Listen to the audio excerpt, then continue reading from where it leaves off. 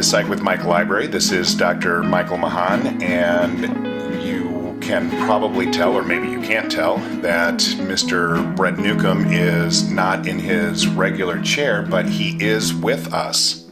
Good morning. How are you, Mr. Brett?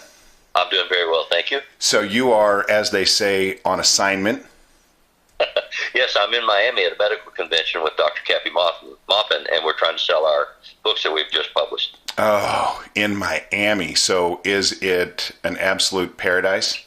It is absolutely paradise. We are at the Trump Doral, which is an incredible golf resort. Lots of people here are golfing. I'm not, but we're going to the conferences and listening to the speakers and meeting them and talking to them. Wow. And Kathy's given one of the presentations. So I'm just a witness to history. So you are in Miami. You guys are doing this presentation to try and sell some books. But here at home, we actually are having a big event. Do you know what today is? According to my watch, it's the 13th of April. Okay, so we are recording this on the 13th of April, but in real time. But for podcast purposes, this is our 26th episode. Oh, I didn't know that. Yep, which means that we have been on for exactly half a year. All right. So, did you get to show anything? No, I did not. So, I did. Oh, all right, what'd you get? In honor of the 26th episode, so half a year, I am now ready to launch the YouTube site. So we're now not only going to be a podcast, but we are also going to be up on YouTube. And as in combination with that, I now have video set up in the Psych with Mike Library. So not only are we going to have audio for the show, but we're going to have video. So those of you who normally listen to the show as a podcast, you can still do that. We're still going to be up in the same place, psychwithmike.com. But if you want to see us actually doing the show, you can go to YouTube and look up Psych with Mike, and we will be also available there. So you don't think that'll be too stressful to maintain both of those all by yourself? Oh, you can't even imagine how much time that I have invested in this show and trying to learn. Yes, I can, because I know you. All of the technology to try and make so that, shameless plug. The more people that we get watching the show, the more people we get listening to the show, the closer we get to being monetized. And my hope is that eventually we could get this thing to a place where I could hire some staff, because I could definitely use some help. Yeah. So that is really exciting. We are growing, and I've said for a lot of years that you need help. Yes, I know. Yeah. Well, and you would think that if you were really a good friend, that you would provide me with help. Or if I was a good therapist, I'd be able to help you out. But because you can't do therapy with your friends. Either way. So that is exciting. We are growing as a show, and we are excited about that. I know that we have you for a limited time today, so if you end up having to drop off, then just let us know, and we will absolutely be able to understand that, because you have a schedule that you have to keep with what you're doing there in Florida. So today, what I wanted to talk about was the concept of what's called eustress versus distress. So most of us live our lives and we experience what we call anxiety, we experience what we call stress, but we don't really understand what those terms mean. We don't really think about the distinction between those terms. So just as a way of expressing the difference between what is anxiety and stress, the clinical definition of stress is any situation that puts an organism in a position to change. So stress is learning a new skill or having to do something that causes you to have to learn some new material, some new information, or some new behavior. So going to... Or to just react to a set of stimuli that you weren't expecting. Right. So exactly. So a first responder who goes to a fire and has to react to what's going on in that moment, that is stress.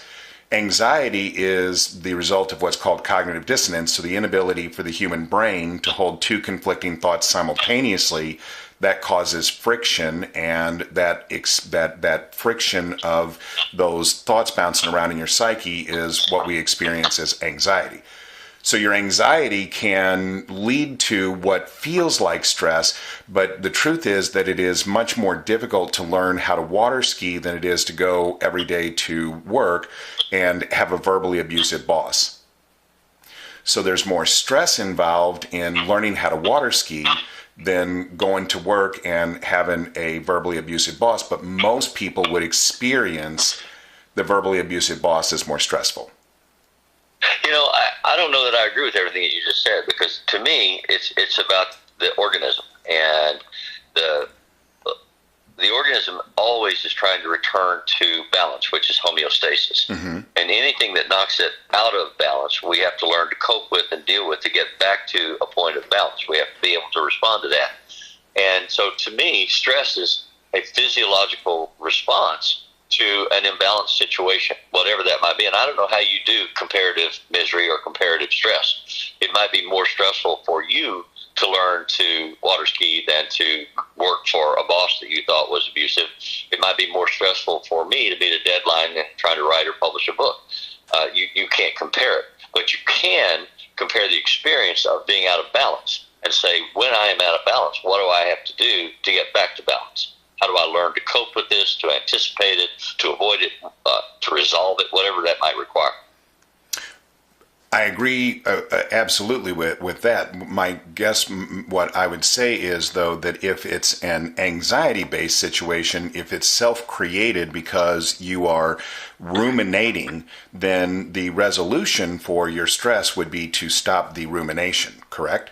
Well, all right, so let's talk about the terms that you used earlier, eustress and distress. As I was taught back in the dark ages, eustress is a physiological response to something that you experience as positive and innervating. Like walking down the street and finding a $100 bill on the street. And you look around and say, no one's in sight. You don't know where it came from. It just blew up with the wind. You got a free $100. That makes your physiological response occur. Distress, which is the opposite, is when something negative, horrifying, terrifying, frightening, upsetting, distressing occurs. Like you step off the street to cross the sidewalk to cross the street, and a car almost runs you down, and you respond, you get out of the way, but you also have that physiological surge. The body doesn't know the difference. The physiology is exactly the same. So then you have to interpret what just happened. So I hear ducks. So the process there of mediation is what determines the perception of eustress or distress. Right. That's my understanding of it. And I think I agree with that. So by the way, just so everybody knows what we're talking about, if you've never heard of eustress, it's eustress. So that is an actual clinical diagnostic term. And I agree with exactly your definition of that. And I also agree that our perceptions are what dictate that.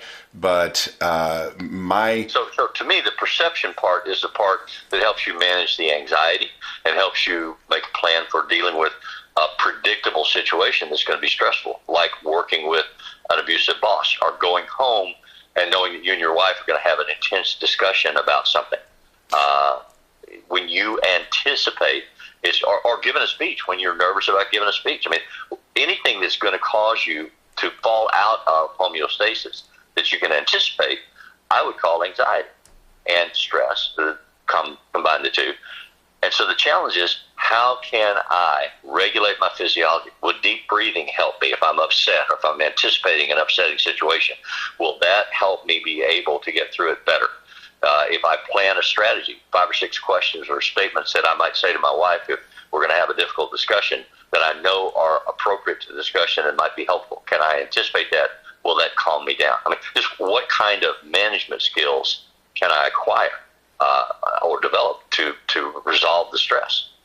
But if you have a process of rumination where you're going to work with the verbally abusive boss and you engage in a process where you actively, even if it's unconsciously, say to yourself, this is horrible, this is terrible, I can't stand it, this is never going to change, my life sucks, I can't, then that is rumination, which is what I would call anxiety. And you could do some deep breathing in the midst of that experience to try and reduce the levels of negative biological reactions in your body.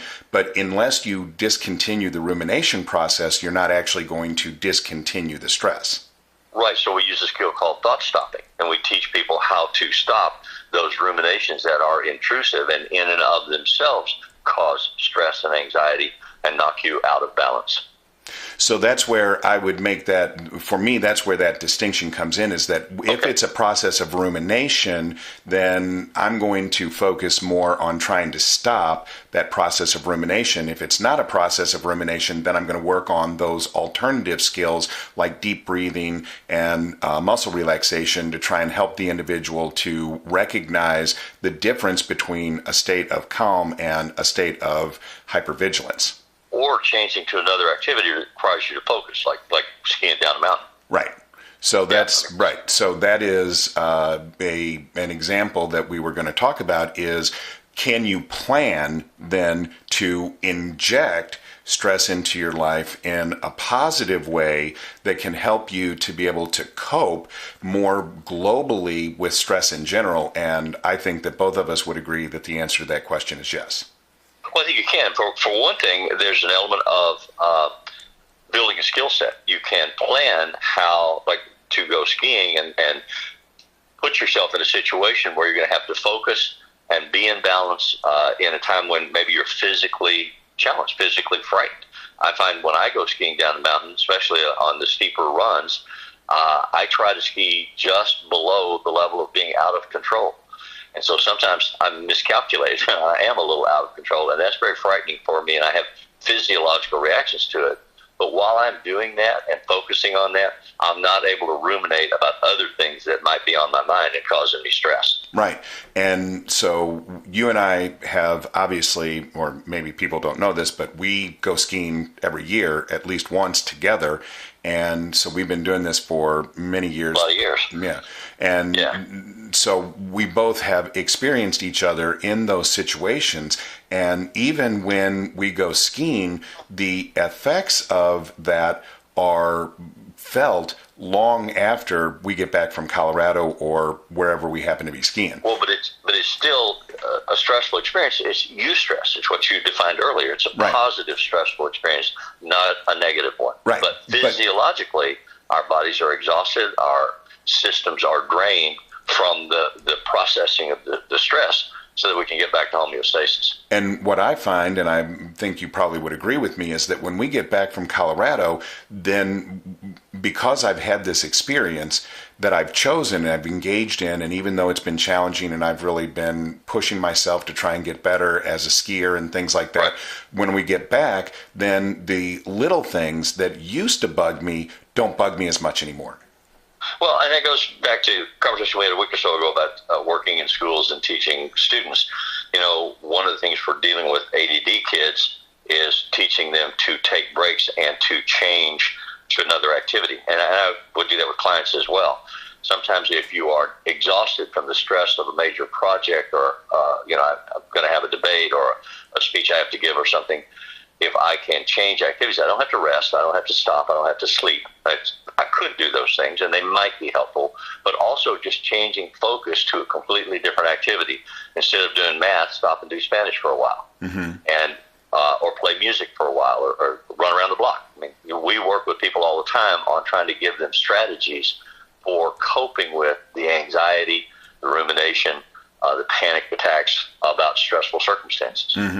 And that's something that both of us obviously have done for a lot of our careers to try and help these individuals, especially who have been diagnosed with ADHD, to try and be able to be more academically successful. And that's one of the things that we do. Giving them the tools, it's in getting them to choose to use the tools to remember and to make the choice. Because it's easy to teach somebody to take a break. It's hard to teach somebody the discipline to take a break and then go back to the original behavior, the original situation, because people are reluctant to do that. But exactly what you're saying is that if you teach them, okay, you don't have to take a break and go play a video game. If you take a break and stop doing math and start doing Spanish, but then go back to math later, that it's just the change in that stimulus input. Oftentimes, you'll be fresher and more calm when you go back to it. Exactly. And a lot of people, you ride the wave, you ride the curve, because you'll get more anxiety because math is your issue as you work on math, and then you take another break. So you do it in short doses. It's distributed practice as opposed to mass practice. And people remember those terms? Yeah. People get into this mindset where they think take a break means I have to go do something that is pleasurable or enjoyable, when in reality, and maybe we should be more succinct in our terms, it isn't necessarily that you have to take a break. You have to change the stimulus input. I mean, that comes directly from the Children's Television Workshop information that they did when they were just trying to learn how to put Sesame Street together. Right. And also, you don't want to use self-medication with alcohol or drugs or something that will insulate your physiology artificially. You need to learn how to compose yourself and manage your physiology through your behavioral choices. Mm-hmm.